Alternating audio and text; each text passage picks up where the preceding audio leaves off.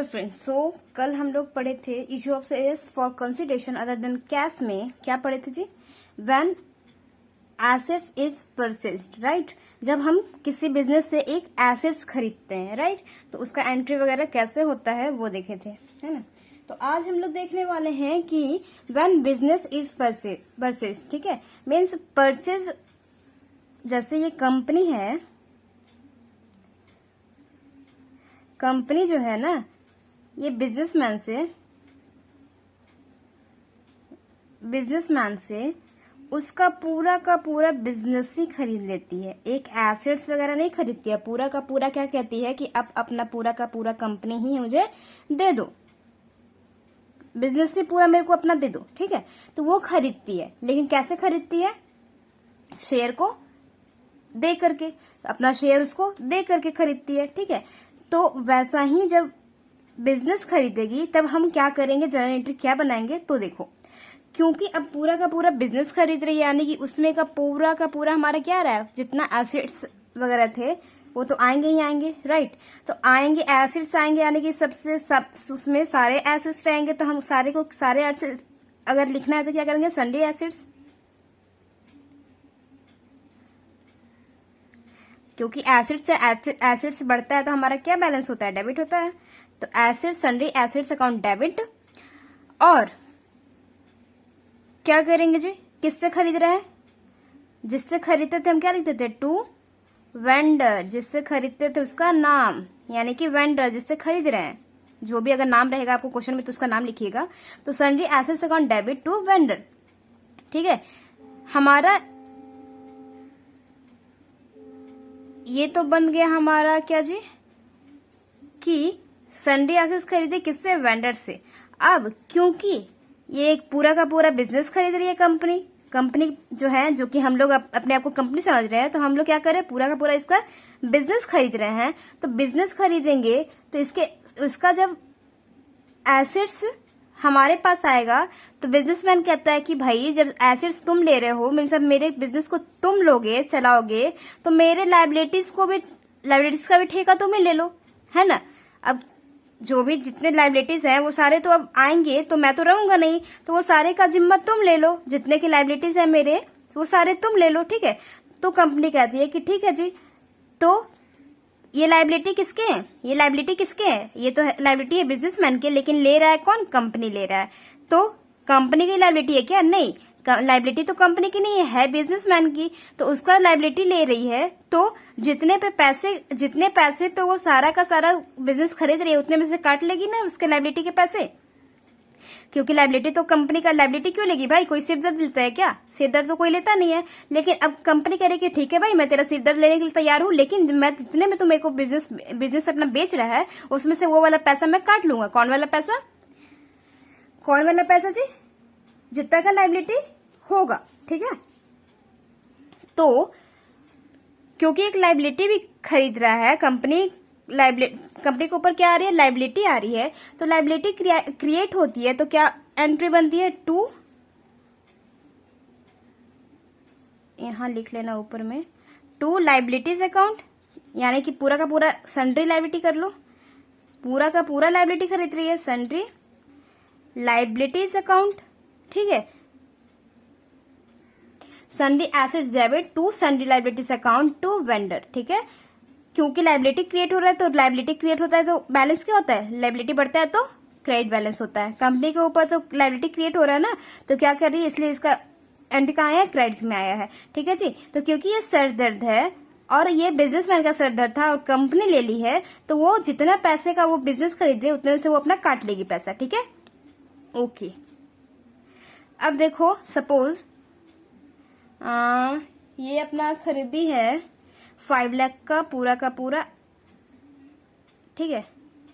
5 लाख का पूरा बिजनेस खरीदी, उसमें से लायबिलिटी था वो उस बिजनेस में पूरा का पूरा लायबिलिटी कितना है जो कि कंपनी खरीद लिया? वो लायबिलिटी कितने का है? 2 लाख का, ठीक है। 2 लाख का लायबिलिटी है। तो अब सन्ड्री लायबिलिटीज क्या बोली कंपनी कि मैं तुम्हारा बिजनेस मैं खरीदी हूँ कितने में, 5 लाख में, क्योंकि तुम्हारा लाइबिलिटी है जो कि मैं, तुम्हारा सर दर्द है, लाइबिलिटीज हैं, जितनी भी लाइबिलिटीज हैं तुम्हारे सर दर्द मैं ले रहा हूँ, तो अब मैं जितना पैसा मैं तुमको दूंगा उसमें से मैं काट लूंगा, कितना, जितने की लाइबिलिटीज है। तो लाइबिलिटीज कितने की है, 2 लाख की है, ठीक है, ये सब क्वेश्चन में दिया रहता है, ठीक है। तो 2 लाख की लाइबिलिटीज है, तो अब वेंडर को कितना देगा, ये कंपनी बिजनेसमैन को पैसा कितना देगा, टोटल जितना देना था, अब तो उतना देगा नहीं, देना तो था 5 लाख, लेकिन क्योंकि उसका सरदर्द भी ले लिया है, लाइबिलिटीज भी ले लिया है, तो 5 में से 2 गया 3, तो कितना बचा 3 लाख। तो अब वेंडर को सिर्फ और सिर्फ कितना देगा, 3 लाख ही पैसे देंगे, ठीक है, सिर्फ और सिर्फ 3 लाख ही पैसे देंगे, ठीक है। अब देखो कभी कभी क्या होता है ना, इतना तो हो गया हमारा, कभी कभी होता है कि हमारा ये ना मैच नहीं करता है, जैसे 5 लाख है, यहाँ 2 लाख है, और देना कितना बनता था 3 लाख, ठीक, लेकिन देना कितना बन रहा है, 3 लाख देना बन रहा है, यानी कि कंपनी क्या दे रही है, बिजनेसमैन को 3 लाख दे रही है। लेकिन कभी कभी यहाँ पे शो करता है कंपनी, हम जब क्वेश्चन सॉल्व करेंगे तो हमारा निकलेगा क्या निकलेगा, कभी कभी हमारा बैलेंस यहाँ पे ज्यादा निकल जाएगा, यहाँ पे 3 लाख ना रह के ऐसे 4 लाख रह जाएगा, ठीक है। तो अब मैच कर रहा है क्या, टैली करो, डेबिट क्रेडिट मैच कर रहा है, यहाँ 6 आ गए, यहाँ पे 5 ही है, टैली नहीं कर रहे हैं, तो जब तक टैली नहीं करेंगे तो हमारा जनरेटिव सही नहीं है, ठीक है। तो हमें टैली करना, डेबिट क्रेडिट को टैली करना मस्ट है, तो हम टैली कैसे करें, और ये ऐसे आया क्यों, हाँ ये वेंडर को देना था सिर्फ 3 लाख, क्योंकि 2 लाख की लाइबिलिटी थी, तो इसमें से 2 लाख माइनस कर लिया, तो देना बनता था कंपनी को सिर्फ और सिर्फ 3 लाख, फिर भी ये 4 लाख दे क्यों रही है भाई बिजनेसमैन को, तो इसलिए दे रही है, जब भी ये बैलेंस का आपको डेबिट साइड में कम निकले, ठीक है, डेबिट साइड में कम आ रहा है ना, सिर्फ और सिर्फ 5 है, इधर क्या है 6 है, ठीक है, इधर क्या है क्रेडिट में ज्यादा है, डेबिट में कम है, तो डेबिट में कम आएगा, तो इसका मतलब समझ लेना कंपनी ज्यादा इसलिए पे कर दी, देना नहीं था 4 लाख लेकिन दे रही है 4 लाख, इसलिए दे रही है कि उस बिजनेस का क्या होगा, कुछ रेपुटेशन होगा, मीन्स गुडविल होगा, समझ गए, याद आया, गुडविल होगा, तो वो उसी के पैसे दी होगी, ठीक है। तो आप यहाँ क्या लिखोगे, डेबिट में गुडविल अकाउंट, कितना 1 लाख, जितना से आपका कम हो रहा होगा डेबिट साइड, उतना अमाउंट यहाँ पे भर दोगे, ठीक है। अब टैली करो, 6 लाख टैली हो गया, काम खत्म, ओके जी। कभी कभी क्या होता है, ये 4 लाख ना रह करके क्या हो जाता है 2 लाख, कोई भी केस हो सकता है, तो ये वाला केस हो सकता है, या तो पहला केस जब जो कि हम ओरिजिनल किए थे, दूसरा केस जिसमें गुडविल इंक्लूड हुआ, तीसरा केस ये 4 लाख ना होकर के कितना आ रहा है, यहाँ पे लिख दे रही हूँ 2 लाख, ठीक है। 4 लाख ना होकर 3 लाख एक्चुअल में होना कितना चाहिए था, एक्चुअल में तो 3 लाख होना चाहिए था, ठीक है, एक्चुअल में तो अभी इसको भी कट कर दे रही हूँ, ये तो समझ गए ना गुडविल का कॉन्सेप्ट। तो देना कितना था, 5 लाख देना था एक्चुअल में, और लाइबिलिटी था 2 लाख का, इसलिए पैसा काट ली कंपनी, तो देना कितना था 3 लाख, बट दे रही है 2 लाख, 1 लाख कम दे रही है, क्या, क्यों, कैसे, वेंडर को कंपनी कम क्यों दे रही है भाई, ज्यादा दे रही है तब समझ में आता है कि हाँ बिजनेस का कोई रेपुटेशन होगा इसलिए ज्यादा दे रही है, कम क्यों दे रही है, कम दे रही है तो दे रही है हमारे, इसका क्या मतलब हुआ, इसका मतलब हुआ कि हमें कंपनी को इनकम हुआ, हमें मतलब कंपनी को क्या हुआ, इनकम हुआ, वो भी क्या हुआ, नॉन बिजनेस इनकम, जो बिजनेस से रिलेटेड नहीं है, जो कि बिजनेस से रिलेटेड नहीं है, डील से रिलेटेड नहीं है, लेकिन हमें क्या हुआ, इनकम हुआ है, ठीक है। इनकम हुआ है तो कहाँ जाता है, सारा इनकम कहाँ जाता है जी, कैपिटल रिजर्व में, तो हम यहाँ पे खोल देंगे कैपिटल रिजर्व, सारे नुकसान डेबिट में, सारे फायदे क्रेडिट में, क्योंकि एक फायदा हमारा हो गया, फायदा फालतू का फायदा हो गया, तो हम कहाँ लिख देंगे, क्रेडिट में, क्या लिख देंगे, कैपिटल रिजर्व। कितने से बैलेंस, अभी तो यहाँ पे 4 लाख, क्रेडिट में क्या है, क्रेडिट में 4 लाख आ रहे हैं और डेबिट में 5 लाख आ रहे हैं, ठीक है। तो किधर कम हो रहा है, क्रेडिट साइड में, क्रेडिट साइड में कम हो रहा है, इसका मतलब क्या है, हमें फायदा हुआ है। तो फायदा हुआ है तो कहाँ लिखेंगे, कैपिटल रिजर्व करके 1 लाख यहाँ लिख देंगे। ये वाला अमाउंट भी मैं यहाँ लिख दे रही हूँ, ठीक है। अब देखो 2 to 4 एक 5 लाख हुए और ये 5 लाख हुए, टैली हो गया डेबिट क्रेडिट। तो समझ गया, अगर डेबिट साइड में कम आएगा इट मीन्स क्या, गुडविल, अगर वेंडर ने पैसे ज्यादा दिए, जितना देना था उससे ज्यादा दे दिया, इट मीन्स क्या, वो क्या चीज का पैसा दिया है, गुडविल का। और अगर पेमेंट कम किया, वेंडर को पेमेंट कम किया, इट मीन्स क्या हुआ, उसे नॉन बिजनेस से रिलेटेड कोई बिजनेस से रिलेटेड हमारा नॉन बिजनेस से रिलेटेड क्या हुआ है, इनकम हुआ है, तो वो कहाँ जाएगा, कैपिटल रिजर्व में जाएगा। समझ गया जी, इतना ही हमारा है कॉन्सेप्ट। क्या, sundry assets account debit to sundry liabilities, क्योंकि पूरा का पूरा बिजनेस खरीद रहा है इसलिए लाइबिलिटीज भी खरीदेगा, तो लाइबिलिटीज क्रिएट हुआ तो क्रेडिट में, और टू वेंडर, ठीक है। और जहां अगर मिसमैच आया, डेबिट में मिसमैच आया तो गुडविल, क्रेडिट में मिसमैच आया तो कैपिटल रिजर्व, ठीक है। या तो एक्चुअल ओरिजिनल वाला हो सकता है, या तो गुडविल वाला हो सकता है, या तो कैपिटल रिजर्व वाला हो सकता है, ठीक है। तीनों में से कोई एक ही होगा, सब कुछ नहीं होगा, ठीक है जी। ओके, तो अब आ गई पेमेंट का, यानी कि सेटल करने का टाइम। तो कितना क्या होगा, वही वाला जो कि हम लोग अभी तक करते आए हैं, वेंडर टू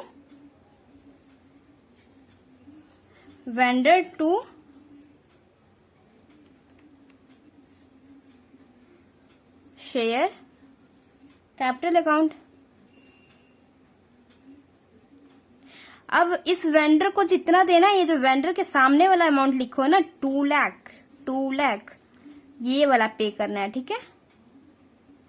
कोई कहीं भी मत जाना, जो वेंडर के सामने पैसे लिखे होंगे 2 लाख, वो वाला हमें पे करना है। और शेयर कैपिटल कैसे निकलता है, क्या करना है, वो सब तो आप कल देख चुके हो, ठीक है। तो ऐसा ही हमें 2 चीज करना है इसमें, कि जब बिजनेस खरीदेगा तो सन्ड्री एसेट्स, और फिर बिजनेस खरीदेगा तो क्या करेंगे, एसेट्स भी खरीदता है और लाइबिलिटीज भी खरीदता है, ठीक है। ओके जी, चलो अब हम प्रीमियम का कुछ एक क्वेश्चन कर लेंगे ताकि आपको क्लियर हो जाए। ये देखो, ZLTD purchased furniture costing rupees 2,20,000 from CD Ltd. The payment was to be made by issuing of 9% preference share of rupees 100 each at a premium of rupees 10 per share. Pass necessary journal entries in the book of Z account ZLTD, ठीक है। हमें journal entry पास करना है। समझ गए question, कि share कितना issue हुआ जी,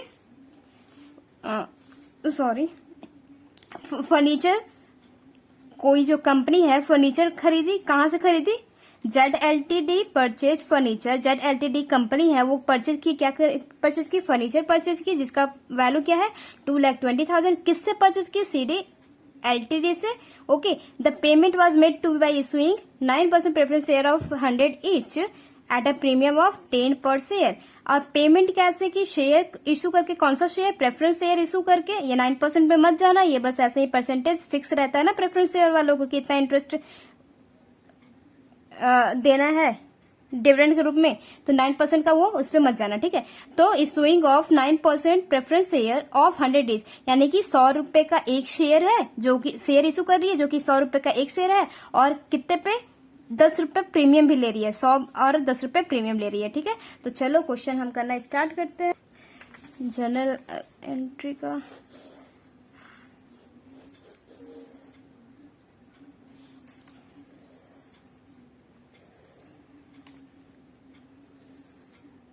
ओके, क्या कर रही है, फर्नीचर परचेज कर रही है। तो फर्नीचर परचेज करेगी तो क्या आएगा,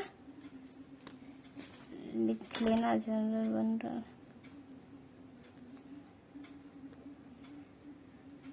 ठीक है।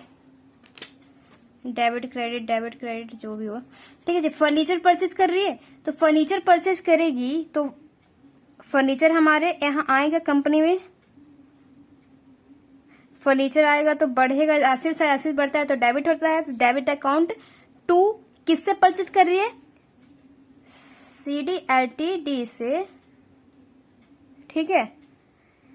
तो नरेशन क्या हो जाएगा, being furniture purchased, right. Purchase. Amount क्या होगा, कितने में खरीद लिया, 2,20,000। 2,20,000 जो कि हमें क्वेश्चन में दे रखा है कि 2,20,000 में वो फर्नीचर खरीदी। ओके जी, अब क्या होगा, फर्नीचर, उस जो फर्नीचर खरीदी है उसको, उसके बदले में क्या करेगी कंपनी, शेयर इशू करेगी। ठीक है, शेयर इशू करेगी। तो किसको इशू करेगी, अभी तो ये किसको इशू करेगी, CDLTD को।